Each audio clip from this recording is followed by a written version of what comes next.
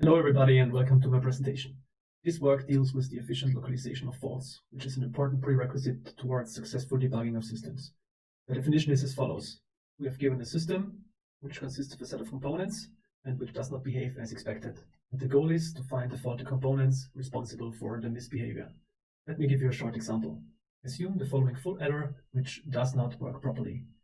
In this case, the system description would be a logical characterization of the structure of this circuit and the nominal behavior of all the components, in this case, the 5 gates. Then we would have some observations, inputs and outputs of the circuit, in this case. Then, by means of theorem provers and the logical system description and the observations, we can make predictions, which could look like this. And if we find a contradiction between observations and predictions, then we know that not all components can be fault-free. Then the task is to find the diagnosis, which is a set of faulty components. This is usually accomplished by means of conflicts, which are component sets where at least one component must be faulty. In this case, we have two conflicts, this one, and we know that a diagnosis is then a hitting set of all these conflicts. In this case, we have 3 diagnoses, and the question is which one is the real fault. Let us next cast a quick glance at how diagnosis can be computed. One influential and popular algorithm for this purpose is Reiter's HS tree, proposed in 1987, but still state-of-the-art in various diagnosis domains. Coming back to our example from before, we can watch a fast-forward execution of HS tree on this example, where we can essentially see that conflicts constitute the node labels of an HS tree, and there is one emanating edge for each component in each conflict, and finally the diagnoses are exactly represented by the edge labels along the branches that are labeled by the green checkmark signs. The tree is constructed in breadth first or uniform cost order, depending on the preference criterion imposed on the diagnosis. And another important aspect is that the conflict computation is expensive because it requires theorem prover calls. The pros are that it is sound and complete, it is best first, and it is generally applicable in that it is independent of the used system description language, as long as it is a monotonic logic, and independent of the used theorem prover. The sole con is that it has no provisions for being used in a sequential diagnosis scenario where additional information about the faulty system is acquired in order to isolate the true diagnosis among spurious other candidates. The issue then is that the diagnosis problem changes after each measurement. Let me give you some more details on the sequential diagnosis process. Given a diagnosis problem instance, we have the first module, which is the diagnosis computation, which builds some search tree, for instance, an HS tree.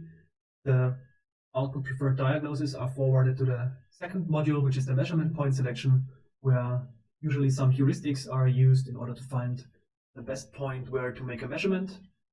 Next, we have the measurement conduction step, where the oracle actually performs the measurement, which is then forwarded to the fourth phase, which is the knowledge update phase, where a new DPI is constructed from the current DPI by adding the new measurement to it.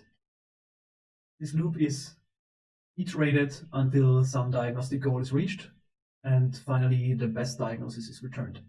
What is particularly of interest is what happens with the search tree in the phases 4 and 1. If we stick to HS tree, then we can only pursue a discard and rebuild principle, which means that we discard the existing tree from the current iteration and build a new one from scratch in the next iteration, which, however, involves several redundant, expensive operations in the general case. To this end, we suggest to use dynamic HS, which follows a reuse and adapt principle, and here this would mean that we prune and relabel the tree from the current iteration and reuse it in the next iteration, which should minimize a whole lot of redundancy that we incur with HS tree. And in this vein, dynamic HS also answers a long-standing question posed by Reiter in his seminal 1987 paper. We've extensively experimented with both HS tree and dynamic HS, using different random solutions to be found after a sequential diagnosis session, using different measurement point selection functions, using different real-world DPIs, using different numbers of preferred diagnoses that had to be computed in each iteration, and we found that in all scenarios, dynamic HS led to significant average runtime savings of up to 70%. And notably, this was achieved while retaining all desirable properties of HS tree.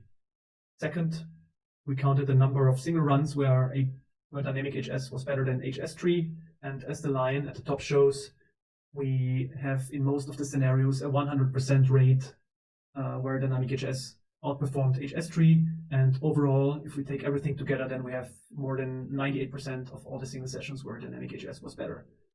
Finally, let me point you to the full paper that will be published in the proceedings of EK20, and thank you very much for listening.